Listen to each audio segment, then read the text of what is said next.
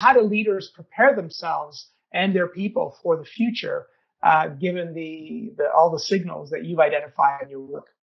Yeah, that's a great question. And I think it depends partially on the person and the type of organization, obviously. But I think one thing that everybody has in common is that, we're all bombarded by information. There's things that conflict with one another, leave you in a state of information paralysis where you just can't, you almost feel like you can't figure out what's coming next. So to those people, what I would advise is zoom out, look at the most basic and most established trends. You can't really argue against 700 years of falling interest rates. You can't argue against the way that ESG is rising up.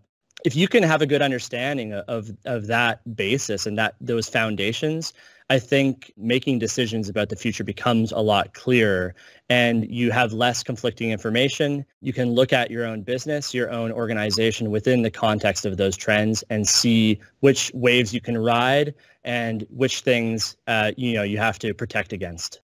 And you talked a little bit about millennials and Generation Z. I'd be curious, as we kind of wrap up our conversation, what words of wisdom, and perspectives can you share with them in terms of what they'll need to do to be, the leaders of the future? It's so hard to get an understanding of where we're at and where things are going. There's so much information. And to lead, you really have to embrace the fact that you're never going to know everything. You're never going to understand the ins and outs of every decision that you make.